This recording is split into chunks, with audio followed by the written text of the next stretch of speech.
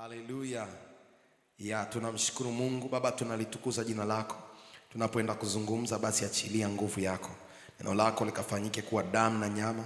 Neno lako likavae mwili wangu, na Bwana watu wakauone utukufu wako katika ndoa yangu na katika huduma hii kubwa ambayo umeniitia kuweza kuifanya katika kizazi hichi, katika jina la Yesu. Kumesema kila mmoja uliyemuita kwenye ndoa umeachilia roho wako, lakini umeachilia neema yako kwa ajili ya kukaa kwenye ndoa. Na ukasema wengine hawawezi kukaa kwa sababu hawana neema na hawana roho wa ndoa ndani yao. Na ukasema kwenye kitabu cha Malaki, tulinde basi roho ya ndoa ndani yetu. Tunaomba neema yako ikatuelekeze, ikatufundishe katika jina la Yesu. Amen. Ndoa kama huduma. Tuliona wiki iliyopita Jumatano kwamba hata kuchaguliwa kwa viongozi kanisani, kitu ambacho kilikuwa kinaangaliwa sana kama kigezo ilikuwa ni ndoa na familia walionayo. Bwana Yesu asifiwe. Na tutaona kwenye maandiko leo anasema kama mtu hawezi kuongoza watu wa nyumba yake, awezaje kuliongoza kanisa?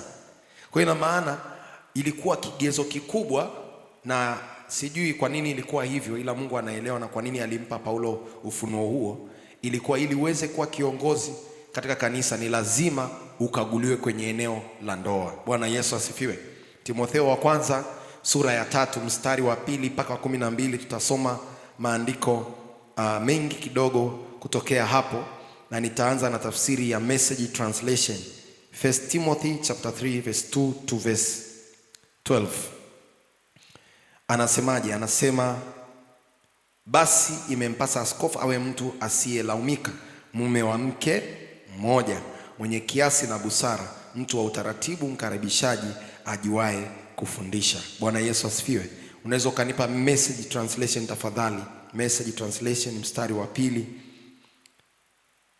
Mstari wa 2 Message Translation. Anasema but there are preconditions. Ndio hicho nilikuwa nakitafuta. There are kuna kanuni au kuna taratibu kwanza kabla ya kumchagua mtu. Anasema kabla ya kumchagua kiongozi yoyote. Kwa maana yake leo hii kanisa la MTBC tungebidi turudi kwa kila kiongozi na kumwangalia kwamba hizi ndio precondition za kumweka kiongozi. Anasema lazima afikiriwe au awaziwe vyema na watu, well thought of. Lazima watu wakimuona wamfikirie vizuri. Cha pili, awe committed to his wife. Kwa hiyo wanavyoonyesha kwamba, sijui labda na mimi najaribu kuweka maneno yangu, kwa sababu kanisa ni mke wa Kristo, tunategemea kama unaweza kumhandle mke wako, utaweza kuhandle mke wa Kristo. Bwana Yesu asifiwe. Kwa precondition ilikuwa you have to be committed to your wife. Ndio maana tunasema kabla ya kuja kuchagua huduma yoyote, lazima uhakikishe nyumba yako iko vizuri. Bwana Yesu asifiwe. Na tutaenda mbele, utaona leo, kwa sababu tunategemea kwamba kutokea kwenye familia ndipo tutapata uzao ambao utakuwa kiungu, yani ndio washirika ambao watakuwa wa MTBC. Bwana Yesu asifiwe. Anasema awe cool and collected, accessible, awe anafikika, and hospitable. Bwana Yesu asifiwe. Ukisoma New Living Translation anasema faithful to his wife, awe mwaminifu kwa mke wake. Ukisoma NIV anasema husband of but one wife, mume ambaye amejitosheleza kwamba anaweza kukaa na mwanamke mmoja. Bwana Yesu asifiwe. Bwana Yesu asifiwe. Twende mstari wa 4 uone anachokisema. Najaribu kuruka mingine, sio kwa sababu haifai, lakini kwa sababu hayahusiki sana na tunachokiongea leo. Anasema he must handle his own affairs well, attentive to his own children. Lazima aweze kuyabeba mambo yake vyema. Bwana Yesu asifiwe. Bwana Yesu asifiwe. Amplified anasema he has to rule his own household well, aweze kuitawala nyumba yake vyema. Kwa unaona huduma ya kwanza kabla hajasoma madhabahuni inaanzia nyumbani. Bwana Yesu asifiwe. Lakini watu wengi tunadhani kwamba huduma ni kuja hapa mbele za watu, lakini tuna huduma kubwa sana kwenye nyumba zetu. Haleluya. Anasema he must rule well his household. Anasema keeping his children under control. Jamani, mtoto kuwa na nidhamu hafundishwi kanisani. Mtoto kuwa na nidhamu anafundishwa nyumbani, na ndio huduma ya kwanza ya ndoa. Huduma ya kwanza. Leo hii tuna watu ambao ni wasumbufu kanisani kwa sababu wazazi hawakusimama kwenye nafasi zao za kucontrol their children. Bwana Yesu asifiwe. Yaani ukishamuona mshirika ukimwambia ukweli anakimbia, maana yake hajawahi kukaa under control kuanzia nyumbani. Wazazi wake hawajamfundisha kwamba unaweza ukakosea na kuonywa. Bwana Yesu asifiwe. Bwana Yesu asifiwe. Anasema with true dignity, sio tu wawe watu ambao wako under control, wawe na dignity. Dignity sio nisemaje kwa Kiswahili, lakini ni nidhamu ya hali ya juu sana. Ndio ile nilikuwa nawaambia nilifika mimi inanisumbua hata leo kwamba nikienda mahali nikapanda daladala alafu nikaona mtu mzima amesimama alafu mimi nimekaa. Yaani kuna namna hata kama nitajikaza tu nikae kwamba nimalize trip, lakini ndani yangu hapana ile ujasiri. Yaani au nimpishane na mtu mzima sijamwambia shikamoo. Yaani haijalishi nitajikausha kiasi gani, ndani yangu sitakuwa comfortable. Kwa nini? Sio tu kwa sababu baba yangu yuko pale, ila imeshawekwa kwenye mfumo wa maisha yangu. Bwana Yesu asifiwe. Bwana Yesu asifiwe. Au niende mahali nikute kuna mwanamke ana ujauzito, alafu na mimi nikakaa comfortable tu. Yaani sijui kuna kitu ndani yangu hakitaniruhusu nitulie. Bwana Yesu asifiwe. Anasema commanding their respect in every way.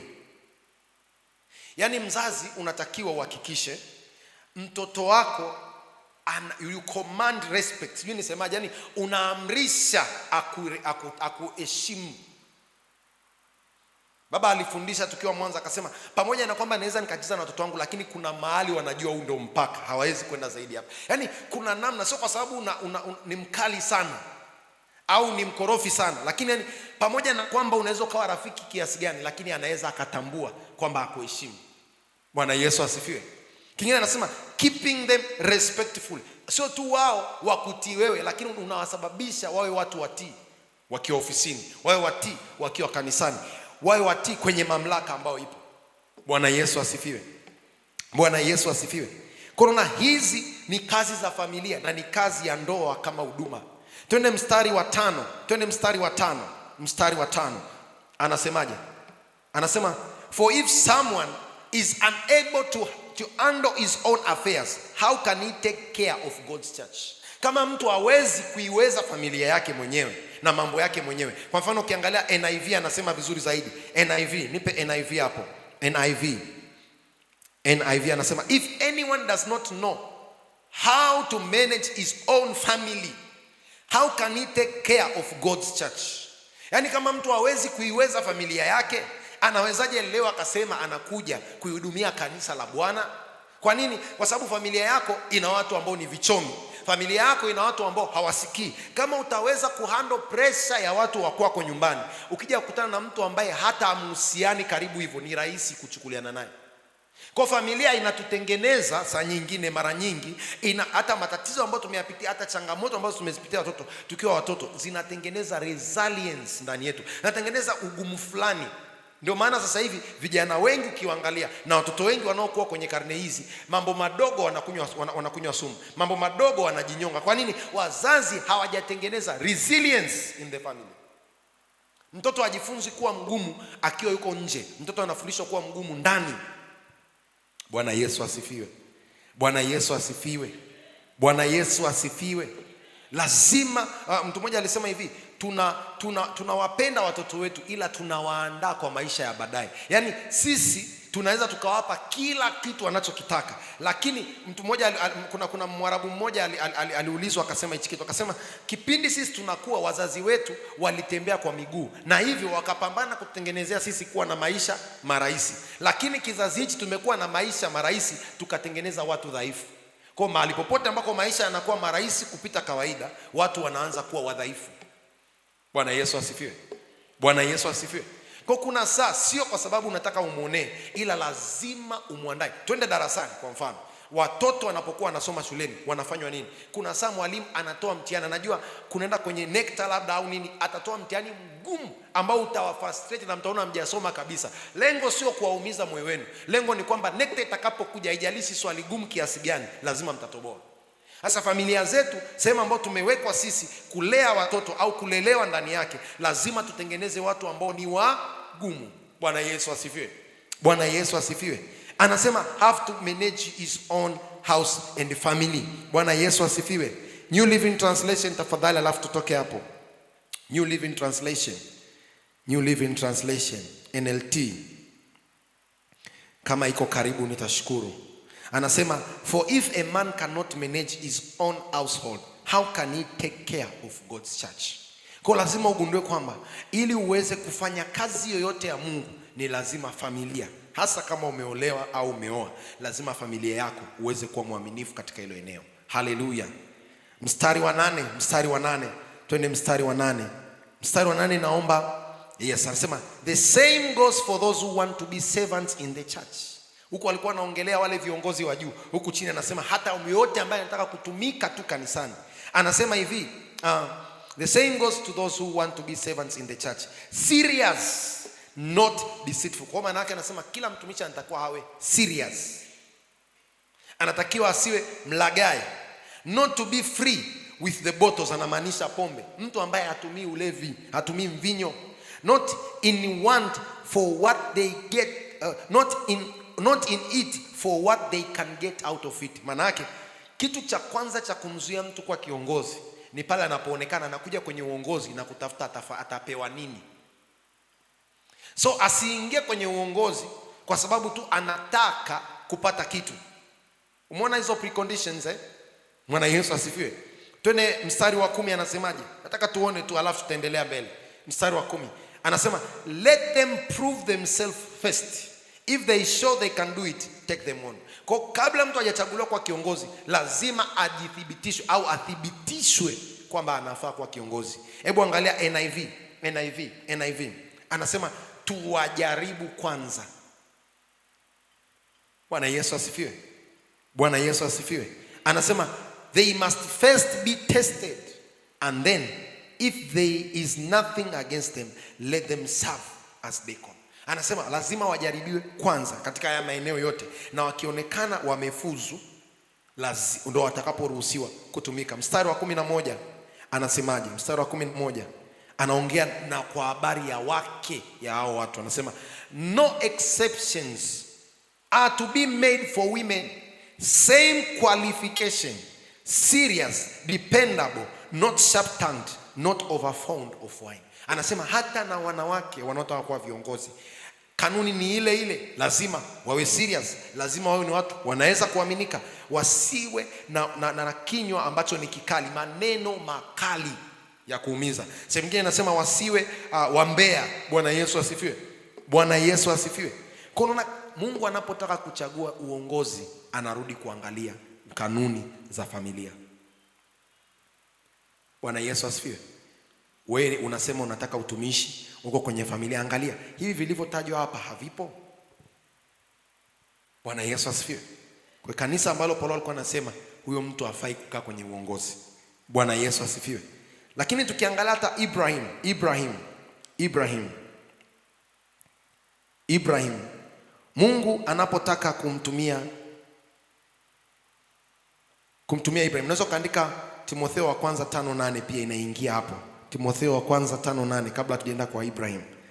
Timotheo wa kwanza 5:8 na yenyewe inaongelea kwa habari ya uongozi. Nasema lakini mtu yeyote asiyewatunza walio wake, yani wale wa nyumbani mwake hasa, ameikana imani, tena ni mbaya kuliko mtu asiyeamini. Yani kigezo cha kwamba umeamini, umeokoka. Sijui kama unanielewa, lakini tumeelewa kwamba kuokoka ni kuja kanisani, kutembea hivi, kuonekana mpole, unajibu vizuri, lakini Biblia inasema ukishindwa kutunza watu wa nyumbani kwako, ukishindwa kujitoa kwa ajili ya watu wa nyumba yako, ukishindwa kusimama kwenye ndoa yako kama utumishi, hauna tofauti na asiyeamini. Bwana Yesu asifiwe. Bwana Yesu asifiwe. Abraham akati Mungu anaenda Sodoma na Gomora, hiyo ni Mwanzo 18:17 mpaka 19. Akati Mungu anataka kwenda kuiadhibu Sodoma na Gomora, Mungu anamtokea Abraham na anasema siwezi mficha jambo lolote huyu mtu. Lakini tunaona sababu kwenye mstari unaofuata wa chini kwa nini Mungu anasema hawezi kumficha kitu chochote. Mwanzo 18:17 mpaka 19. Mwanzo 18:17 mpaka 19.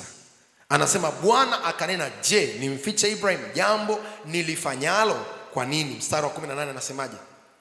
Mstari wa 18, akiwa Ibrahim atakuwa taifa kuu hodari, na katika yeye mataifa yote ya dunia watabarikiwa. Kwa hawezi mficha kwa sababu hiyo. Anasema kwa maana nimemjua ya kwamba atawaamuru. Umeelewa? Ibrahim, Mungu alikuwa anamwambia maono, sio kwa sababu tu ni nabii, kwa sababu aliona kwamba Ibrahim ana moyo wa kuwaamuru watoto wake. Kwa kigezo cha kutumika mbele za watu na nguvu utakayotembea nayo ni kwa sababu Mungu anautazama moyo wako kwa habari ya familia. Anasema aliona kwamba anamjua, nimemjua ya kwamba atawaamuru wanawe na nyumba yake baada yake waishike njia ya Bwana. Halo. Bwana Yesu asifiwe. Kumbe kuishika njia ya Bwana sio kazi ya kanisa, sio kazi yetu, ni kazi ya wazazi, ni kazi ya ndoa. Anasema alimwangalia akagundua huyu jamaa ataongoza watoto wake katika njia. Haleluya. Je, wewe ulioko hapa unafanya hichi? Hiki ndio kilichompa kigezo Abraham kuitwa rafiki wa Mungu. Kwa sababu haikuwa about yeye tu, alihakikisha kwamba ile imani ambayo ninayo nitahakikisha nimeipeleka mpaka kwa nani? Kwa watoto wangu. Bwana Yesu asifiwe. Kuna kazi kubwa ambayo tunayo. Tena hiyo ni kubwa kuliko kukaa madhabahuni. Hiyo ni kubwa kuliko dakika chache ambazo tunazipata lisaa jioni Pastor Dennis kusimama hapa kwenye madhabahu na kunena. Bwana Yesu asifiwe. Wakati nazungumza hapo, nimepata andiko la Timotheo wa pili sura ya kwanza, kuanzia ule mstari nadhani wa 4. Kama sijakosea, kuanzia mstari ule wa 4. Timotheo wa pili sura ya kwanza mstari wa 4 na kuendelea hapo chini. Anasema nami natamani sana kukuona nikiyakumbuka machozi yako ili nijae furaha. Huu ni nani? Huu ni Paulo anaongea na nani? Na Timotheo. Anamwambia natamani nikuone nikikumbuka machozi yako ili nijae furaha. Mstari wa 5 anasema nikikumbuka imani ulionayo isiyo na unafiki. Kwa nini Timotheo ana imani isiyo na unafiki? Maanake kuna watu wanaweza kuwa na imani isiyo na unafiki, lakini imani ya Timotheo haikuwa na unafiki, ambao kwanza ilianza kwa bibi yake Lois. Kwa unaona hawa watu wanaanza kuwaamuru watoto wao kwa habari ya imani. Wanaamuru watoto wao kwa habari ya ufuasi. Bwana Yesu asifiwe. Wanaamuru watoto wao kwamba unaweza kukaa chini ya mtu na kutumika chini yake. Sio kama unanielewa. Unakuta mmekaa nyumbani, mnaanza kuongea kwa habari za huduma. Unaanza kusema hata mtoto wangu akiwa mchungaji asikae akakaa chini ya mtu. Unachofanya nini? Unaanza kupasisha imani fulani. Timotheo ndio mwana ambao hakuwahi kumwacha Paulo.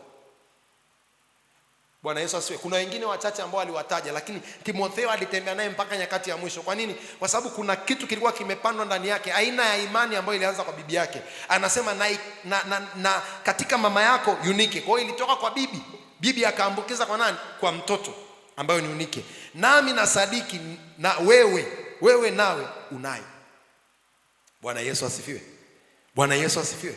Kwa watu wengi leo hawana imani kwa sababu haijapasishwa. Watu wameona ndoa ni sehemu ya kufyatua watoto, kuwaacha waende shule itawalea, house girls watawalea, walimu watawalea. Ikishindikana kabisa watamleta kwa mchungaji. Sijui kama unanielewa Yaani mtu akija kwamba pastor, mtoto wangu umeshindikana kabisa, kwa mimi nimemleta. Sikatai, ndio kazi yetu, ndio hospitali. Lakini kazi isingekuwa rahisi sana kama tungekuwa tunafanya kazi zetu. Bwana Yesu asifiwe. Kwa ni muhimu sana ukatambua kwamba ndoa ni nini? Ni huduma. Haleluya. Kwa naona kwamba tukiangalia ile andiko tunaona kwamba familia ni mahali pa kujifunzia pa kwanza swala la imani. Na Mungu ndo aliiweka ndoa kwa huduma hiyo. Bwana Yesu asifiwe. Baba alikuwa anazungumza, sikumbuki ni wapi, lakini kama sio Mwanza ni hapa. Akasema kwamba katika nyimbo za tenzi ambazo anaziimba na zote amezishika kichwani, hajawahi kukaa mahali akajifunza kukariri, ila zilikuwa zinaanzia nyumbani. Bwana Yesu asifiwe. Kwa hiyo kila mmoja ukiangalia leo ambaye umeokoka na umesimama, familia ilihusika. Mimi nakumbuka ulikuwa unaandaa neno tukiwa wadogo kabisa. Unaandaa neno na unatakiwa ulielezee. Utafute neno la siku na ulielezee. Ukitoka Jumapili lazima uelezee misa kuu tulifundishwa nini kabla mjaenda Sunday school. Na lazima useme Sunday school umefundishwa nini na uonyeshe umeandika wapi. Paka leo napata shida sana kuandika notes kwenye simu. Kwa sababu nimelelewa kuwa na nini? Notebook na kuandika. Bwana Yesu asifiwe. Bwana Yesu asifiwe. Paka sasa hivi pamoja na kwamba nasoma digital Biblia, lakini huwezi kunikosa na hard copy Biblia.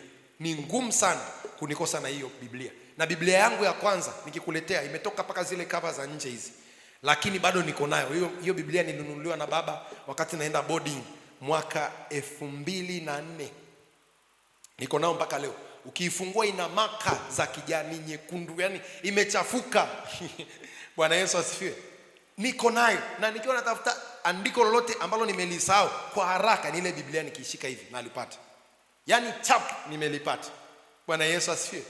Bwana Yesu asifiwe. Bwana Yesu asifiwe. Tumefundishwa nyumbani. Tumefundishwa nyumbani. Mimi mpaka leo nikiingia ibadani lazima niweke flight mode. Yani hivyo, au nafanya maombi au nafanya ni lazima, kama sio labda ya kwenye tunashirikiana pamoja kuomba labda online, lakini kama ni kawaida hivi lazima niweke flight mode simu yangu. Bwana Yesu asifiwe. Sio kwamba sijiamini, lakini mimi nimeshajizoesha hivyo kama nidhamu. Paka leo kama mtu anaangalia message zangu vizuri, Mungu Yesu naziandika in capital letter hata katikati ya sentensi. Kama heshima kwa Mungu. Siwezi andika Mungu nikaandika M alafu nikamalizia small letters. Naandika Mungu capital letter. God God capital letter. Jesus naandika Yesu yale herufi zote. Najua kwenye sanaa ya Kiswahili au ya Kiingereza haipaswi kuwa hivyo. Ila mimi nimeshajiwekea kama sehemu ya adhamu. Bwana Yesu asifiwe. Na shetani lazima nimwandike kwa herufi ndogo. Bwana Yesu asifiwe. Bwana Yesu asifiwe. Lazima, yani nimejiwekea hivyo na imekuwa sehemu ya maisha yangu. Lazima tuanze kufunzwa kwa habari ya Mungu na kufundisha watoto kwa habari ya Mungu kwenye familia zetu. Bwana Yesu asifiwe. Tunamuona Mungu akizungumza na taifa la Israeli. Kanuni kubwa anayowapa, wafundisheni watoto wenu kushika sheria zangu. Kitabu cha Kumbukumbu la Torati 6 mstari wa 6 mpaka 12. 6 mpaka 12. Kumbukumbu la Torati 6 mpaka 12. Anasemaje? Anasema, na maneno haya ninayokuamuru leo yatakuwa katika moyo wako. Sasa mimi hii Biblia hainipi kile ninachokitaka. Nipe NIV alafu tutaenda New Living Translation pia. Niandalie kabisa NIV na New Living Translation alafu tutaenda pia na Message. Kwa wakati tunaendelea na NIV niandalie hizo nyingine. Nasema, these commandments that I give you today are to be upon your hearts. Haya maagizo au hizi sheria, kanuni nazokupa zikae katika moyo wako. Afu mstari unaofuata anasemaje wa 7? Napenda hiyo. Anasema, impress them on your children. Unajua maana kuimpress? Manake isukume ingie. Isukume ifanya nini? Iingie. Impress them on your children. Sehemu nyingine anasema New Living Translation, mstari anasema repeat them again and again. Kuna mtu mmoja nilikutana naye ofisini kana namhudumia. Anasema yeye aamini mambo ya uchawi kwa sababu baba yake alikuwa anawafundisha andiko moja. Anasema na stali sawa. Baba yetu alikuwa anasema amelaaniwa ategemeaye mwanadamu na amfanyie mwanadamu kuwa kinga yake. Kwa mimi mpaka leo siwezi kwenda kwa mganga kwa sababu hilo andiko kila nikitaka mtu akanishauri kwenda kutafuta msaada pengine, lile andiko linaendelea kuwepo kichwani mwangu. Pamoja na ukubwa huu, pamoja na makosa yote nilikutana naye, alikuwa ameshakosea, ametoka nje ya mstari na ameacha wokovu. Anasema sijawahi kuhamasisha kwenda kwa mganga kwa sababu kila likija jambo la mganga lile andiko linainuka. Rudia tena na tena. Wanawezekana kaonekana haliingii, lakini mwisho wa siku akiwa kwenye tabu hilo neno litainuka na kusema. Sema tena na nini?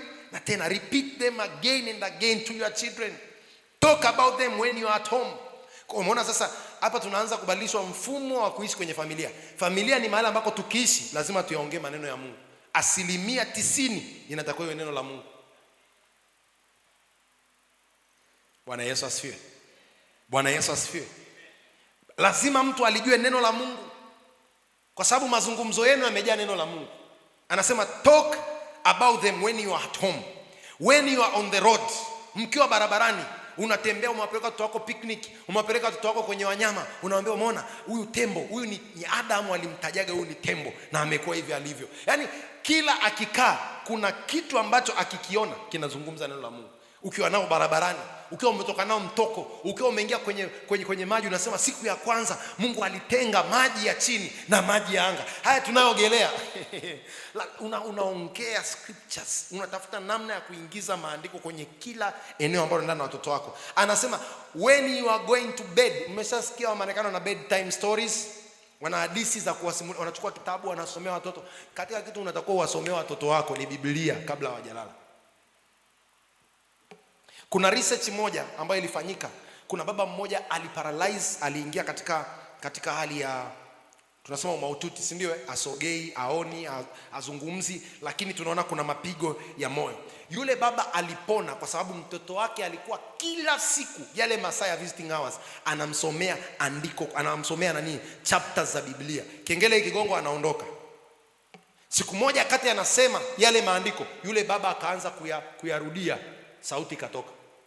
Akiwa kwenye kuparalyze, alikuwa anamzungumzisha neno la Mungu. Kwa usiku, kitu cha mwisho ambako mtoto wako anatakuwa akifunga macho anakifikiria ni neno la Mungu.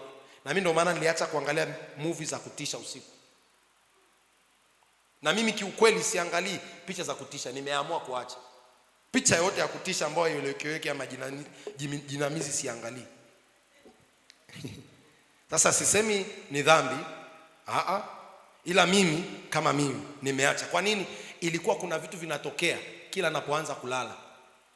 Kwa sababu ndo taarifa ya mwisho nimeilisha kichwa changu. Kwa hiyo nilipoanza kuelewa hivyo, kipindi nilipokuwa naangalia kabidi nikiwa nimemaliza lazima niweke nyimbo za kuabudu niabudu at least dakika 10 ndo nilale. Kwa sababu tayari nimeshaingiza vitu ambavyo sio sahihi ndani yangu. Bwana Yesu asifiwe. Kwa hiyo unataka mtoto wako abehave vizuri, yale maandiko lazima ukae naye. Unaanza kumsomea kwa mfano Methali 31. Mimi natamani hiyo Methali 31 kila mwanamke aweze kumsomea mtoto wake. Ambia mwanangu, kwa nini kuharibu nguvu zako kwa wanawake? Hebu niwekee Methali 31 mstari wa kwanza. Anasema maneno ya nani? Ya mama. Mwanamke alikuwa na maneno ya mfalme Lemueli, mausia aliyofunzwa na mama yake. Bwana Yesu asifiwe. Yamkini ndio ilikuwa bedtime stories. Mama yake yuko naye pale kitandani anamwambia, ni nini? Mstari wa pili tafadhali. Anasema mstari wa pili, ni nini mwanangu, tena ni nini mwana wa tumbo langu, tena ni nini mwana wa nadhiri zangu? Kwa anamwambia yule mtoto, wewe sio mtoto tu, wewe ni mtu wa nadhiri zangu. Twende mstari wa 3. Anasemaje? Usiwape wanawake nguvu zako, wala moyo wako usiwape wale waharibu wafalme. Hiki ni kitu mama yake alikuwa anamwambia kabla hajawa mfalme. Twende mstari unaoendelea, anasemaje? Mstari unaoendelea wa 4. Lamueli, kunywa mvinyo hakuwafai wafalme. Sasa unashangaa mtu wako amekuwa anakunywa tu pombe. Hujawahi kukaa ukamwambia haya mausia. Anasema hakuwafai wafalme wala haifai wakuu waseme ki wapi kileo. Kwa maana yake mtu yote mkuu hatakiwi kunywa. Haya ni mambo ambayo mama anatakiwa afundishe, sio wachungaji kanisani. Bwana Yesu asifiwe. Mstari wa 5 anasemaje? Wasije wakanywa na kusahau sheria. Kwa kunywa kuna kusababisha uache sheria na kuisahau sheria. Anasema na kuipotosha hukumu ya mtu aliyetaabuni. Kwa anamwambia mama yake, hakikisha ukiwa kwenye nafasi ya mamlaka usimnyime mtu aliyetaabuni haki yake. Haya ni maneno mama alikuwa anamlisha mtoto wake. Bwana Yesu asifiwe. Bwana Yesu asifiwe. Anasema mpe kileo yeye aliye karibu na kupotea. Kileo ni cha mtu ambaye ameshaamua anapotea kwenye maisha. Anasema kampe divai yeye aliye na uchungu nafsini. Na mstari unaofuata, anywe asahau maskini wake, asikumbuke tena taabu yake. Mstari wa 8, fumbua kinywa chako kwa ajili yake yeye aliyebubu. Umesikia haya ndo mama bedtime stories za kumwambia mtoto kwamba ukiona kuna bubu haezi kujitetea, inuka nenda kwa ajili yake. Anasema uwatetee watu wote walioachwa peke yao. Haya mambo sio sisi tunafundisha, ni wazazi. Bwana Yesu asifiwe. Bwana Yesu asifiwe. Bwana Yesu asifiwe. Bwana Yesu asifiwe. Kwa anasema urudie tena na tena. Tena mstari wa 6 na wa 7 Message Translation. Mstari wa 6 na wa 7 kwenye kitabu kile cha Kumbukumbu wa Torati. Kumbukumbu la Torati 6 mstari wa 6 mpaka wa 7. Napenda alivyosema. Nipe kwa message, nipe kwa message. Nipe kwa message. Anasema write these commandments that I have given you today on your hearts. Get them inside you. Yani ziandike, lakini ziingize. Kuna kuandika na kuingiza. Mstari wa 7 anasemaje? Hiki ndio ninachokipenda. Anasema and get them inside your children. Na uziingize kwenye moyo wa mtoto wako. Anasema talk about them whenever you are at home or walking in the street. Talk about them from time you get up in the morning and when you fall into bed at night. Manake hiyo ni duration ya namna unatakiwa uliongee neno la Mungu mpaka liizame kwenye mioyo ya watoto wako. Kuna kipindi nilikuwa simuelewi babangu. Na najua kipindi kingine alitukuza kuliko umri wetu. Nadhani ndio maana pia watoto wake wote kuna namna Mungu amewapeleka mbele. Bwana Yesu asifiwe. Kulikaa na mdogo wangu, ukikaa na mdogo wangu wa kike, ukisikia anavyoongea kama yuko chumba kingine unaweza kusema ni mtu mzima ameshaolewa. Kwa sababu kuna namna tulipushiwa kwenda mbele kabla ya wakati wetu. Baba alikuwa anakuja jioni anasema nasikia hali ya hewa ya mahali hapa iko vizuri. Mmeshawasha leo Emmanuel TV? Yaani alikuwa tunacheki movie akabadilisha. Akasema hapa tuangalie stations za dini. Mmeangalia siku zote cartoon na nini, lakini muda huu tufungulie neno la Mungu. Nilikuwa simuelewi. Lakini sasa hivi I spend hours kusoma, kusikiliza mahubiri, lakini ile kitu ilianzia nyumbani. Kuna watumishi wengi ambao mimi nimewajua nikiwa mdogo sana kwa sababu ya dishi. Nimemjua Robert Kayanja nikiwa mdogo. Au huyu mtumishi wa Mungu Paul Eneche nimemjua zamani kwenye station. Nimemjua Benini nikiwa mdogo sana, namjua Benini. Yaani kuna watumishi ambao watu wengine wanaona sasa hivi, mimi nimewajua nikiwa mdogo. Baba ameleta CD, zile cassette kipindi kile. Tukiwa na Panasonic deki mwaka 1999. Alileta kanda za Sing Out ya Roll Kennel. Mimi nimemjua Roll Kennel mwaka 1999. Baba alileta ile album ya Sing Out. Bwana Yesu asifiwe. Album nyingi, kuna nyimbo sikumbuki hata kwa moja ilikuwa inanipa hati ya mashitaka na hukumu ime. Sijui ni kwa gani inaitwa. Hiyo nimeisikia nikiwa mdogo sana. Kiesa. Yaani hizo nyimbo ziko, na kuna baadhi ya scriptures ambazo mimi leo hii nazikumbuka sio kwa kusoma, kwa nyimbo. Kwa mfano, kuna nyimbo moja anaimba maana nayajua mawazo ninayowawazia nyinyi asema Bwana ni mawazo ya amani. Hiyo ni nyimbo imenipa kuishika Yeremia 29. Kwa lazima myazungumze, myapitishe, ni nyimbo ni nini, tafuta namna utayaweka katika mioyo. Sasa hivi ndio watu wanaimba ndiko moja tu kwamba Yesu ameshinda, Yesu. Lakini zamani ulikuwa unapigwa zaburi kwenye nyimbo na unaishika. Bwana Yesu asifiwe. Bwana Yesu asifiwe. Ndio hivyo sote tukajikuta tunayapenda maandiko na yametuingia. Bwana Yesu asifiwe. Bwana Yesu asifiwe. Kitabu cha Kumbukumbu la Torati 11:18 mpaka 28 unaweza ukasoma. Na yenyewe inaendelea kuongelea kwamba uwape watoto wako, wafundishe watoto wako katika njia ambayo uendelee kuingiza maarifa ya kimungu. Zaburi 22 mstari wa 6. Zaburi 22 mstari wa 6. Haya ni maandiko ambayo tunayajua sana sana sana. Nipe Zaburi hiyo. Anasema ni Zaburi kweli au nimekosea? Au ni Mithali?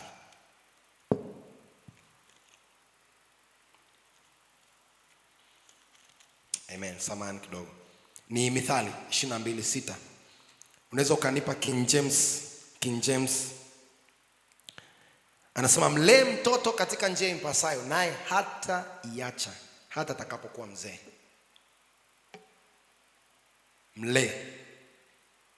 Mlee. Sio mfundishe. Kanisa tunafundisha. Kanisa hatulei. Sijui kama naeleweka. Kanisa linafundisha. Lakini mahali panaweza pakaingiza vitu ndani ya moyo wa mtu ni nyumbani, kwa kulea. Sasa Biblia ya Kiingereza ndio inasema vizuri, inasema train up a child. Haisemi fundisha, inasema train up, sio mlee. Jamani, mnaelewa maana training? Watu ambao wameenda kazini, unafanya kwa vitendo. Mwanajeshi ukisikia ameenda training, sijui kama mmeonaga yale mazoezi ambayo yanakufanya ufuzu kuingia jeshini. Kuna wakati mwingine hamlali masaa, sio kwa sababu wanawachukia, wanawaandaa kwa sababu kuna saa kwenye vita mnatakuwa mwe usiku mnatembea na hamwezi kuafford kulala, maana mkilala mnauliwa.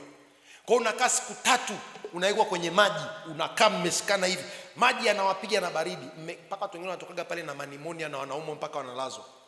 Lengo ni nini? Wanataka kubadilisha mfumo, wana stretch mfumo wa maisha yako ili uweze kuwa kama mwanajeshi. Na ndio maana mtu mmoja alisema, nilienda kwenye yale mazoezi, nilipotoka nilibadilika akili ya kiraia, nilikuwa mtu mwingine. Bwana Yesu asifiwe. Bwana Yesu asifiwe. Kwa lazima utrain up. Yaani unamlea mtoto kiasi kwamba mwalimu akimwambia Mungu hayupo, bora ugomvi, bora umfelishe, lakini hawezi andika kwamba Mungu is not, Mungu haishi. Kwa sababu sasa hivi kwenye system ya dunia inatamka vitu ambavyo havipo. Na maana wamejua wazazi hawatrain watoto, wao wanakuja kutrain.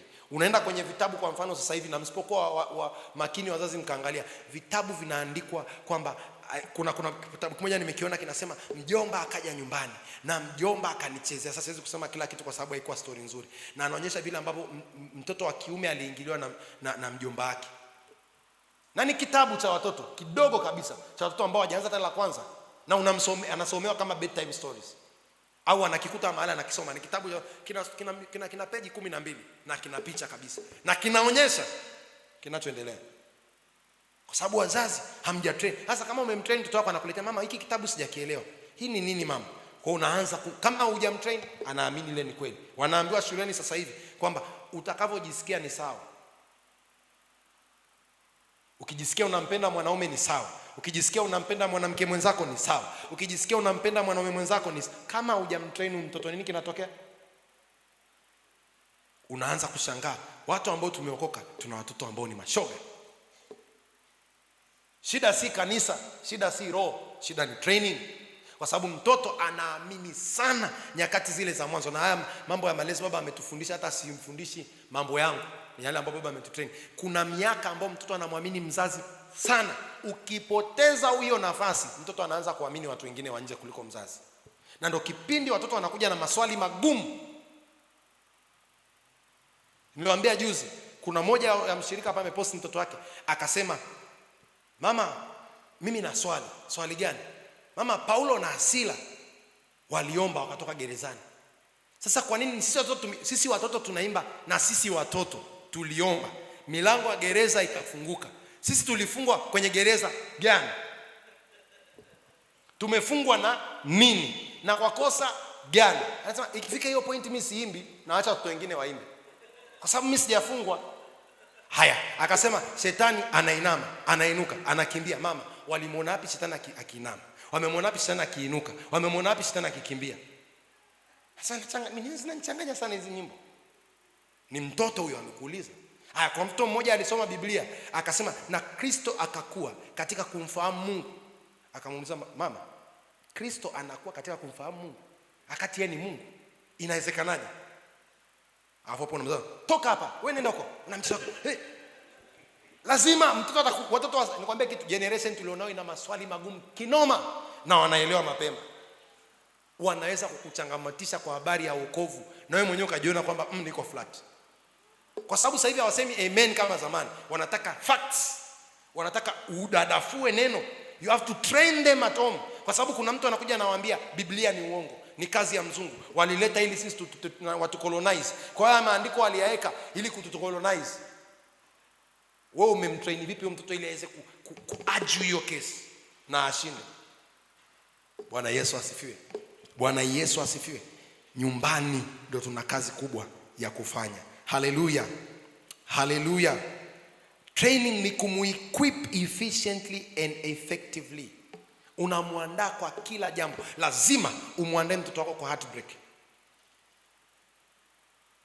Kuna jana nilikuwa kuna video nimeiona ya mdada ambaye sasa hivi wanaita sexual worker, hawaiti prostitute tena. wanaitwa social worker. Ni mtu ambaye anafanya kazi ya kujiuza mwili wake. Na swali kubwa alioulizwa ni kwa nini uliingia kwenye kazi yake? Akasema kuna mwanaume nilimpenda, akaja nyumbani akaidi mpaka mahari na nini, siku alala na mimi akaniacha, na mimi nikaona sana kuliko niendelee kulala na wanaume alafu wananiacha, ni bora nilale wanipe hela. Hiyo ndio ilikuwa sababu ya kwa nini anajiuza. Kwa nini hajaandaliwa nyumbani kwamba heartbreak can happen? Unaweza ukapenda mtu na mtu asikupende, lazima umuandae mtoto wako kwa hilo. Unaweza ukampenda mtu na akakukataa, na ni sawa. Sio kazi ya wachungaji. Unaweza ukamfanya kazi na ukafukuzwa kazi, na ni mfanyakazi mwaminifu na ukafukuzwa kazi. Bwana Yesu asifiwe. Bwana Yesu asifiwe. Lazima umfundishe mtoto wako namna ya kujilinda na watu ambao wanataka kujifaidisha na yeye. Unatambuaje kwamba mwanaume huyu ananitaka sexually? Anitaki kama mke, ananitaka tu kingono. Unajuaje? Ni message gani ukiipokea? Si message sahihi kuisoma? Au ni vitu gani ukiviona kwa mtu fulani ana intention mbaya na wewe? Bwana Yesu asifiwe. Na ni umbali gani unaweza kuja kuniambia vitu? Kwa sababu kuna wengine sisi tumekuwa victims wa hivyo vitu, kwamba unafanywa mpaka vitu unatishwa kwamba ukimwambia mzazi wako takuua. Kwa unakuta unakana mtoto ambaye anafanywa vitu vya ajabu na hawezi kukuambia. Lazima uwatrain watoto wako kwamba haitafika siku ukafanya kosa au ukafanywa chochote ukaniambia nikakudhuru. Njoo niambie. Njoo niambie. Mama mmoja alisema ni heri mtoto wangu afanye kosa nikiwa nalijua kuliko afanye kosa nikiwa silijui. Lazima mtoto wako akufikiani, hata kama amezingua kiasi gani, ana mimba leo, anachomfikiria kwanza kumpigia ni mama au baba. Sio amtafute mjomba, amtafute sijui nani wa kumsaidia, maana kula tambua itoe. Bwana Yesu asifiwe. Lazima tuwajenge watoto wetu wasiogope kusema kweli. Hivi unajua kuna mtu anasema uongo ofisini sio kwa sababu ni muongo, ila tangia analelewa, amelelewa kwenye maisha fulani kwamba uongo ndo unamtoaga. Kwa sasa akifika popote kuna tabu, anasema uongo tu. Lazima umtrain mtoto wako, hata kama utauliwa, sema kweli. Bwana Yesu asifiwe. Bwana Yesu asifiwe. Bwana Yesu asifiwe. We create strong community nyumbani. Kanisa likiwa wazazi wamefanya hii kazi, hebu imagine lo kanisa. Hebu imagine lo kanisa. Hakuna mtu ataweka ahadi astoe. Kwa nini? Anajua ni uongo. Na hana ajisikii vibaya kutoa 50,000 kwa sababu ndio kipato alichonacho. Hayuko kumuimpress mtu. Mimi na ahadi baba shingapi? 5,000 kwa mwezi huu. Hajali utamwambiaje, lakini ndio moyo wake na ndio anachoweza kufanya, atafanya. Sio kukwambia baba 500,000 lakini mwisho wa siku atoi chochote. Ni nyumbani huko tumewaharibu watoto. Wanaogopa watu kuliko kumwogopa Mungu. Yaani mtu yuko radhi amkosee Mungu kwamba ana mimba aitoe kwa sababu anamwogopa mwanadamu, kwa sababu we baba ulikosea ukafanya hicho kitu. Kwa sababu we mama ulikosea ukamtisha mtoto. Na siku kija na mimba hapa nitakuua. Tunasema niuliwe. Naenda kutoa. Mungu atanisamehe. Kuliko yani mtu anataka kukuimpress mzazi kuliko Mungu. We have to train our children kwamba hata apite kwenye jambo gani hayuko radhi kuikata imani, atakuja na kusema kweli. Lakini naanzia wapi? Mbaya. Na lazima uone familia yako kama huduma. Kama huduma. Bwana Yesu asifiwe. Bwana Yesu asifiwe. Dunia iko leo ilivyo kwa sababu wazazi wameacha swala la malezi au training ya watoto kufanyika na watu wengine. Walimu, house girls, kanisa. Na ndio maana kanisa linaitwa hospitali. Maana kanisa halilei, kanisa linajenga aliyeumizwa. Na saa nyingine ameumizwa na mzazi au kutokupewa taarifa mapema, anajikuta ameingia kwenye makosa na ana majeraha. Bwana Yesu asifiwe. Bwana Yesu asifiwe. Ela si malezi. Kuwapa watoto wako hela si malezi. Katika treasure utakayoacha kwenye maisha ya watoto wako ni wao kumjua Mungu na kumpenda Mungu. Yaani urithi, tunapoongelea urithi ni kumwacha Mungu kwenye mioyo ya watoto wako. Huo ndio urithi wa kwanza unaweza kumpa.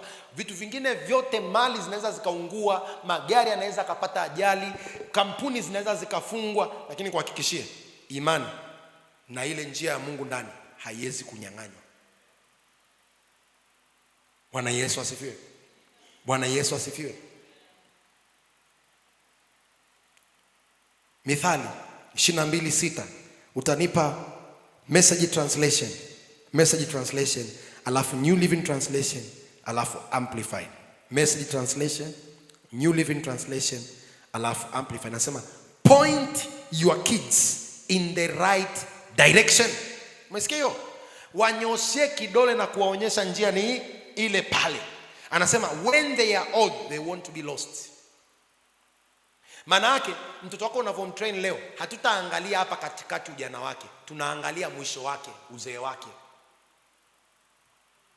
Hapa katikati anaweza akaondoka, lakini uzeeni ndio tutakuja kugundua kwamba ile njia iliingia. Bwana Yesu asifiwe. Nipe New Living Translation. New Living Translation. Direct your children unto the right path, and when they are older they will not leave it. Kwa maana yake akishakomaa atajua njia ni hii na atarudi. Soma Amplified anasemaje? Anasema train up a child in the way he should go and in keeping with his individual gift. Kwa maana yake tunalea mtoto afate gift alionayo. Hatumlei mtoto aende kuwa kile tunataka, tunamlea kulingana na gift and bent ambao anayo. Na hapa ndo mahali wa Marekani wamefanikiwa. Nimekutana na kijana mmoja miaka 15 anaendesha ndege. Miaka 15 anaendesha ndege. 15 years is rich. Kijana mdogo tu. Ukutana naye unaweza toka kwa hebu nisalimie, lakini anaendesha ndege. Kwa nini? Wazazi walijua tangia mdogoni, huyu mtoto mahali pake ni pale. Kuna watu wana mafanikio leo makubwa kwenye nchi zao kwa sababu wazazi wao walitambua gifts zao. Sisi tumewalea watoto waende kufanya kazi, wapate maisha mazuri. Hatujawalea kulingana na gifts zao. Leo mtoto hafurahi kazi anayoifanya, lakini kule nyumbani ndio walikuwa wa kwanza kumbadilisha. Anasema train up a child in the way he should go and in keeping with his individual gift. Aende katika kile ambacho Mungu amemwekea ndani, karama yake. Kuna mtoto mmoja ana miaka 9, sasa hivi anaenda miaka 10, wa Marekani. Ana shida ya autism. Ana changamoto, ugonjwa mmoja unaitwa autism. Sijui kwa Kiswahili anauitaje. Ni kama utindio wa ubongo. So taira, ana utindio wa ubongo. Usonji, ana usonji. Yule mtoto mama anapiga piano mpaka ma-experts wanamshangaa. Kitu ambacho anacho, ana uwezo mkubwa sana wa muziki. Na wazazi wake wamempeleka huko. Akiwa na miaka 10 sasa, ameshamaliza nadhani masters ya muziki. Miaka 9. Lakini ingekuwa ni huku Tanzania, angekuwa ni taira anakaa nyumbani. Wameelewa mtoto anaweza asiki kitu kingine, lakini ikija kwenye sound muziki, huyu mtoto ni noma, wakamsukuma huko. Ukikaa naye leo, watu wote wanamuziki, anasafiri nchi zote, wanamshangaa, wanakaa hajawahi kuingia darasani mama, hajawahi kufundishwa, ni kitu kimetoka tu ndani, amezaliwa hivyo. Kila anayemwangalia hivi anamshangaa, na amekuwa mtoto wa kustaajabisha. Anazunguka nchi zote za Afrika, anazunguka Marekani, anawapigia kina Ceci Winners, anapigia watu gani. Ndo kazi yake anayoifanya. Anashinda tu studio na kufanya mambo kama hayo. Basi kamaliza kazi yake, ana miaka 10. Leo ingekuwa ni Tanzania, angekuwa nyumbani na aende shule. Train your child in the way he should go, in keeping with his individual gift. Hakuna mtoto ambaye hana akili. Shida hujagundua wito wake uko wapi. Mdogo wangu, mpaka leo ninakiongea hichi kitu, mdogo wangu ana gift na mashine. Naumia mno. Mdogo wangu anayenifuata David, simu zinapelekwa kwa fundi anasema haiwezekani, akishika yeye hajaisoma anaiponya hiyo simu. Ameenda kusoma nini? Accounting. Paka leo hajaikao, yani alifanya kidogo tu accounting, na hata ukimwangalia sasa hivi hana hata mpango wa kuendelea kwa ajira, anasema anafanya biashara. Lakini kila ukiingia kwenye chumba chake utakuta maspare ya vitu anatengeneza. Ndio wito ambao uko nao. Alikuwa apelekwe, labda leo hii tungekuwa na gari ya maji, Labda leo hii tungekuwa na kitu kipi ambacho angekizindua. Kila nikimuona na mshangaa. Mdogo wangu wa mwisho anapenda biology. Alikuwa anataka kuwa daktari. Kitu pekee ambacho kilimuogopesha ni biology, aliona ni ngumu. Anavyoongelea, ana changamoto ya afya kidogo. Anavyoongelea ugonjwa wake, sija hata msikia daktari akiongea hivyo. Anapeleleza, anachunguza. Kuna maneno ambayo siyajui hata ya biolojia, ambaye ukikana hivi ni daktari wa ugonjwa. Anajua. Alipoambiwa ni methanogryphites, akaenda akaisoma methanogryphites, akaichambua, akajua ni nini. Akatoka hapo akamwambia sijui ni kitu gani, akaenda akisoma. Ametoka hapo amekuja kuambia sijui ni nini meningitis, sijui nini. Ameenda kukisoma hicho. Na ukikana hivi ni mwalimu, anakufundisha kabisa. Lakini anasoma nini? Uhasibu Arusha. Train your child in keeping with his individual gift. Ni kumuencourage hata kama somo linaonekana ngumu, kwa sababu umeshaona gift yake ndio hiyo. Yaani nikwambie kitu, Ronaldo, nilikuwa namsikiliza Cristiano Ronaldo, kuna mahali ali give up on his dreams. Mama yake ndio maana hata aende wapi anaishi na mama yake. Anasema mama yangu alisacrifice kila kitu kuhakikisha anasoma. Hata pale nilipokuwa nimekata tamaa, aliniambia you can do it. Bwana Yesu asifiwe. Bwana Yesu asifiwe. Jiangalie wewe sasa hivi, wewe ni mzazi. Ulikuwa na gift gani ambayo iko ndani yako, ambao leo hii ni wish kwamba isee ningejuaga, lakini ulienda kusoma ili upate nini? Kwanza nimejifunza kwenye maisha, hakuna kuridhika kama hujaishi kusudi. Unaweza ukaridhika na hela kwa muda mchache, lakini finally siku upo kitandani unaondoka, utasema najuta kwa nini sikufanyaga kitu kile, pamoja na yote ambao umeshawahi kuyafanya. Nilisoma kitabu kinaitwa Power and Purpose of Vision. Kuna mtu mmoja ambaye baba yake alitaka awe daktari, lakini yeye alikuwa anataka tu kuwa mwanamuziki. Yule jamaa alisoma mpaka mwisho, akapata kufuzu kuwa daktari. Na baada ya muda mrefu alirudi siku moja, anatembea beach. Ameshakuwa na fedha na utajiri mkubwa, na anamiliki hoteli beach. Aliingia kwenye maji akiwa anatembea, anataka kujiua. Yule divers wale ambao wanaokoaga watu kwenye maji, alienda akamtoa, akamshangaa, akamwambia ni wewe? Unajua mimi I wish to be like you. Akamwambia don't wish to be like me. Kwanza kwa nini umeniokoa? Ungeniacha nife. Kila ambacho nimekifanya mpaka sasa hivi watu wanakifurahia. Siishi maisha yangu, ninawanufaisha familia. Wanaofurahia ni familia, watoto, ndugu zangu. Sijawahi kuishi maisha yangu yote. Nilitamani tu kuwa mtu wa kupiga kinanda, na nimeshindwa. Kila mtu, baba alishatuambia hichi kitu tena, akiwa katika nyakati zake za mwisho za kuondoka, anajutaga kwa kitu ambacho angetamani akiishi na hakuweza kukiishi. Na sasa hivi tunaona wazee wanaanza kuishi vitu ambavyo hawakuweza kuviishi ujanani. Bwana Yesu asifiwe. Kwa nini? Kwa sababu mzazi hakuweza kumtrain mtoto pale ambapo anatakiwa kwenda. Bwana Yesu asifiwe. Bwana Yesu asifiwe. Bwana Yesu asifiwe. Naomba nihitimishe. Kwa kuwa kuna namna ya kuishi kwenye familia ili kuwezesha vitu hivi vitendeke, nadhani nitaongea siku nyingine. Malaki 2:15 Message Translation anasema Mungu ndiye ameitengeneza ndoa. Mungu, nipe Message Translation. Ndiye aliyoitengeneza ndoa, na aliitengeneza ili apate uzao mtakatifu. Message Translation anasema God, not you, made marriage. His spirit inhabits even the small details of marriage. And what does he want from marriage? Children of God. That's what. Mungu anataka watoto wa kiungu. Bwana Yesu asifiwe. Bwana Yesu asifiwe. Ukisoma Zaburi 127 mstari wa 3 mpaka wa 5 Message Translation. Zaburi 127 mstari wa 3 mpaka wa 5 Message Translation. Anasema Message Translation, alafu tanipa NIV tukiwa tunahitimisha. Anasema don't you see that children are God's best gift? Watoto ndio zawadi ya juu ambayo Mungu atawai kumpa mtu. Watoto. Anasema the fruits of the womb, his generous legacy. Mstari unaofuata anasemaje? Mstari wa 4 tafadhali. Like a warrior's fist full of arrows are the children of a vigorous youth. Yani kama mishale ambayo imejaa kwenye mkono ndio watoto unaopewa. Unajua tuwaonaje watoto wetu kama ni mshale. Ndio maana tunawaandaa tu waishi maisha fulani. Yaani mtoto wako anatakiwa aende zaidi ya umbali ambao umefika. Anatakiwa awe na alama kuliko uliofika. Usifurahi tu kwamba ana maisha mazuri, hapana. Ana maisha mazuri akiwa na umri gani? Wewe ulijenga nyumba yako kwanza ukiwa na umri gani? Yeye amejenga nyumba yake kwanza akiwa. Yaani they have to go as arrows. Twende mstari unaoendelea mbele. Mstari wa 5 anasemaje? Anasema, "Oh, how blessed are you parents with your quivers full of children. Your enemies don't stand a chance." Kwa hiyo watoto wako wanatakiwa wawe sababu ya kukulinda na adui zako.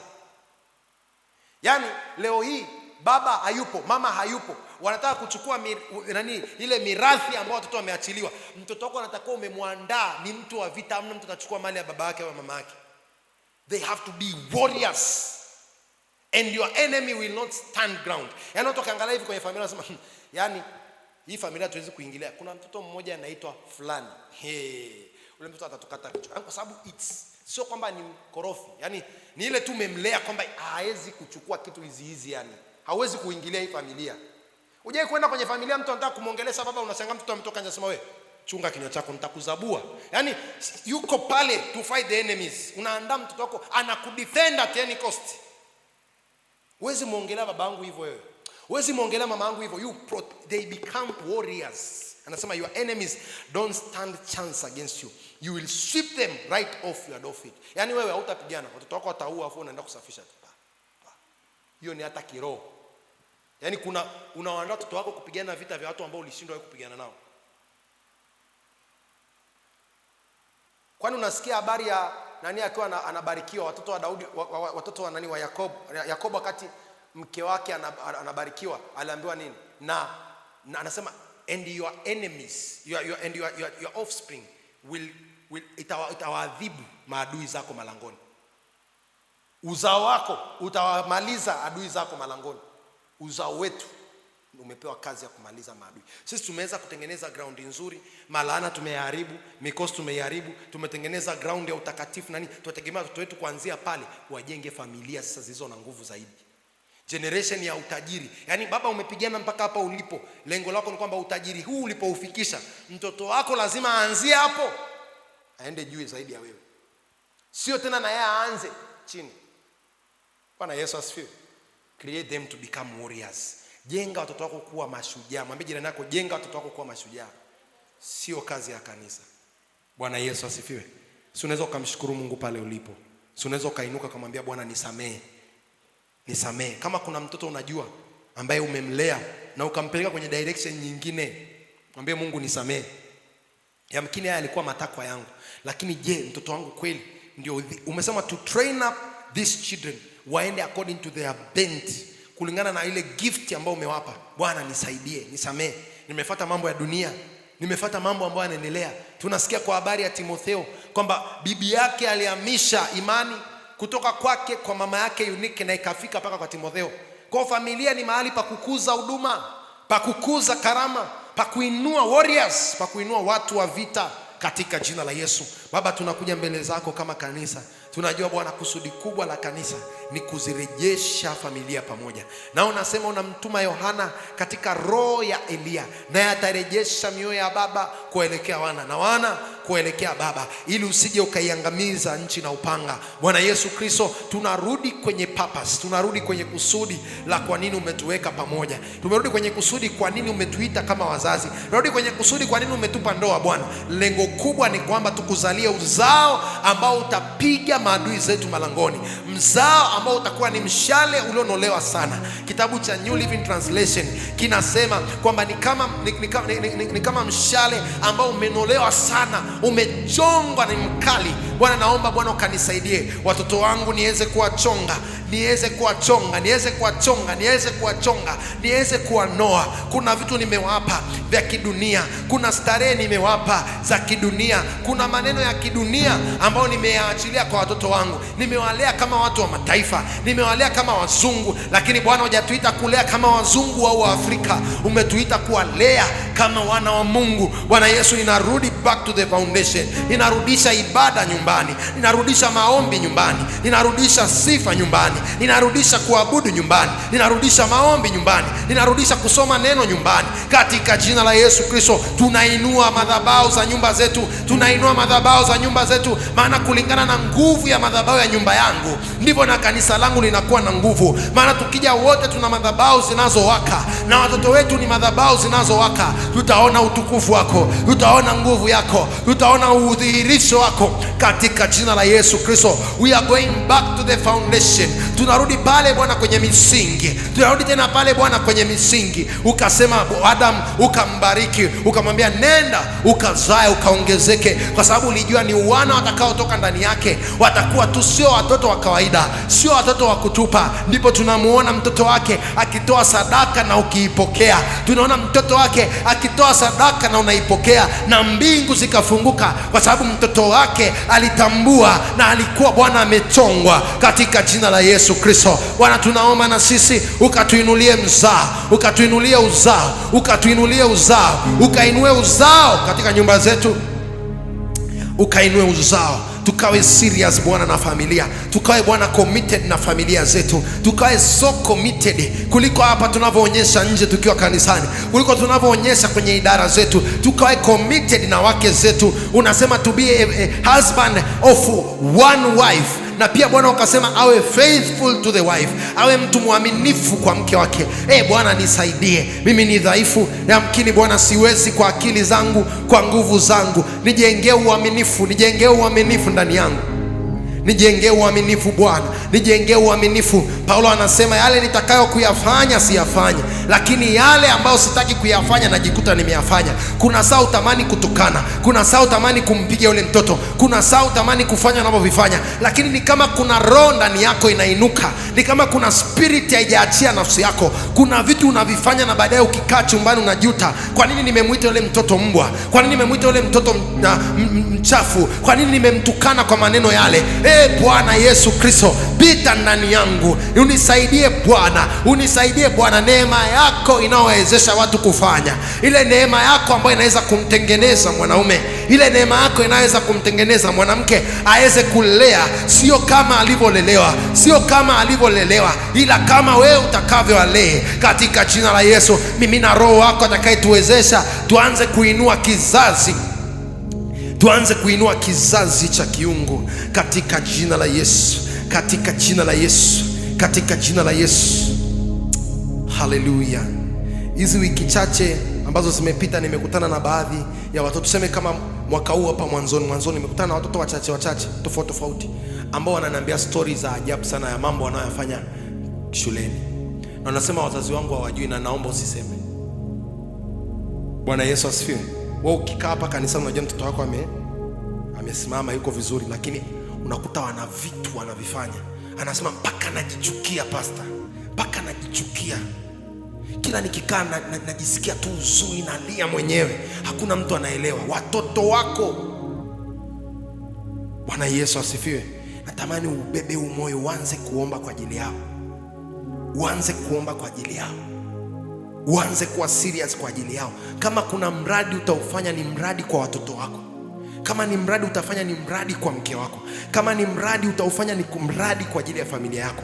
Kuna mwanamke mmoja nilikutana naye akaniambia, pastor, niko kwenye ndoa, nimezaa watoto kadhaa, sitasema ni wangapi. Anasema lakini mpaka sasa niko kwenye ndoa na sijawahi kufurahia ndoa yangu. Najiuliza watu wanapochiti wanachiti nini huko nje? Ni kitu gani wanachokipata cha ajabu? Wakati mimi niko kwenye ndoa na sikisikii. Wakati naongea naye ananiambia wakati naongea naye Mungu akanifunulia kwamba alishaikubako. Na ile kitu ilibaki kama alama. Imagine mtu uko naye hakuoni wewe kama a safe place, hata kukuambia mambo kama hayo.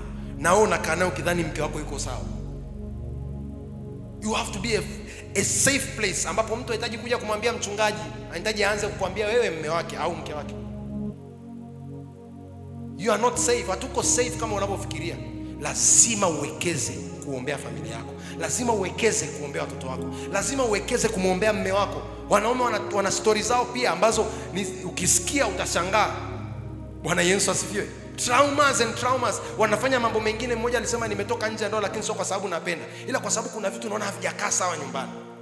Sasa sisemi ni sawa, Bwana Yesu asifiwe. Lakini natakuwa ifikie mahali pawe ni mahali safe, mtu anaweza akasema chochote na mkaombeana. Biblia inasema ungamaneni dhambi zenu nyinyi kwa nyinyi, na kuombeana ili mmoja asipotee. Sio kanisani tu, mke kwa mume. Mke wangu wiki nasikia muhemko, I do that with my wife. Nafanya hivyo na mke wangu, namwambia, na kama nadanganya niko madhabahuni anajua, namwambia kabisa wiki hivi na hivi. I can tell her anything, hata kama nimekosea. I can tell her, ni safe space yangu. Pray. Natamani umaanishe, uelewe uzito wa hichi kitu. Bwana Yesu asifiwe. Bwana Yesu asifiwe. Bwana Yesu asifiwe. Najua muda hautoshi na tayari muda umeisha, lakini naomba neema ya Bwana iende na wewe. Naomba tu neema ya Bwana iende na wewe, na ukashike spirit, ukashike hiyo roho ambayo itakufanya uamue kwamba nasimama kwa familia yangu. Ni kweli naleta hela nyumbani, ni kweli napambana, lakini bado kuna eneo la kiroho napaswa kufanya kwa familia yangu, napaswa kufanya kwa mke wangu, napaswa kufanya kwa mume wangu, napaswa kufanya kwa watoto wangu. Sitanyamaza, sitakuwa mtu ambaye nitachukulia poa watoto wangu. Yamkini kuna mahali wanapita. Ayubu anasema yamkini wametenda dhambi, anatoa sadaka, anasema Bwana ninawaombea watoto wangu. Alikuwa anafanya kwa ajili ya watoto wake. Natamani na wewe uanze kufanya spiritual things for your children. Hii ndio maana tunakuja ibada za katikati, ndugu zangu. Na hii ukielewa, huwezi kuja ibada za katikati bila mtoto. Kama yupo, utamjenga mtoto wako wa kiroho, maana haujui anayoyapitia huko. Haleluya, haleluya. Bwana Yesu tunakushukuru. Sijaja kuwashambulia watu Bwana, mimi ni mmoja ambaye ni mdogo sana katika mambo haya. Ni neema tu Bwana, na nimezungumza kama kinywa chako.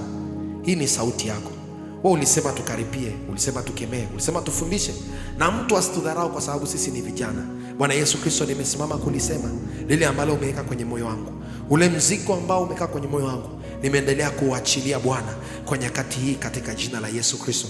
Bwana, ninakushukuru kwa ajili ya nafasi hii ya kusema. Naomba neema yako Bwana iende pamoja nasi. Kila mmoja ambaye ameondoka mahali hapa asiwe msikilizaji msaulifu, bali akayatendee kazi haya tuliyoyazungumza katika jina kuu la Yesu Kristo. Bwana, watoto wako wanapoondoka, neema yako ikae pamoja nao, ukawalinde, ukawatunze na kuwahifadhi katika jina la Yesu. Amen. Amen. Andaa sadaka yako. Andaa sadaka yako. Wewe ambaye unatoa kwa njia ya digitali, basi pia andaa tu simu yako, fungua tu simu yako sasa. Unaweza ukaenda kwenye zile account, tuweze kumbariki Bwana na matoleo yetu. Haleluya. Unaweza ukaifanya ikawa sadaka maalum kwa ajili ya familia yako, sadaka maalum kwa ajili ya watoto wako. Lakini pia unaweza ukaenda nyumbani ukaomba na familia na mkaamua tunataka tufanye sadaka ya kipekee kwa ajili ya familia. Bwana Yesu asifiwe. Bwana Yesu asifiwe. Ayubu alifanya hivyo. Kila ilipokuwa inafika asubuhi, aliandaa sadaka yake na akamtolea Mungu. Yamkini watoto wangu watakuwa wamekukosea kwa njia moja au nyingine. Inua tu sadaka yako na matoleo yako tuweze kumtolea Bwana jioni ya leo. Inua tu sadaka yako na matoleo yako tuweze kumtolea Bwana jioni ya leo. Hebu yatamkie matoleo yako. Bwana Yesu Kristo, tunakushukuru kwa ajili ya jioni ya leo. Asante Bwana kwa nafasi hii ya kukutolea. Neema yako imetuweka hapa. Tumesikia maneno yako, na Bwana katika hii anga na katika eneo hili Bwana, tunapanda sadaka yetu kwamba haya tuliyoyasikia isiwe tu ni kitu ambacho ni moto wa mabua, ikawe ni moto utakaowaka daima. Bwana, haya maneno yakaendelee kutembea katika maisha yetu, katika familia yetu, katika kila tunapoenda, na tukayatendee kazi. Bwana, sadaka hii kaendelee kuzungumza kwa habari ya watoto wangu. Sadaka hii kaendelee kuzungumza kwa habari ya mke wangu. Sadaka hii kaendelee kuzungumza kwa habari ya mume wangu. Sadaka hii kaendelee kuzungumza kwa ajili ya familia yangu katika jina la Yesu Kristo, kwamba hata mmoja hatapotea hata atakapokuwa mzee katika jina la Yesu Kristo. Bwana, pokea heshima, sifa na utukufu. Tunalibariki jina lako na tunakutolea kwa furaha katika jina kuu la Yesu Kristo tumeomba tukiamini. Amen. Amen. Mungu akubariki. Nikutakie jioni njema. Tuonane siku ya Alhamisi kwenye darasa lile la baba kesho, lakini Ijumaa pia katika wakati mzuri wa maombi na sala. Amen. Neema ya Bwana ikutunze. Shalom.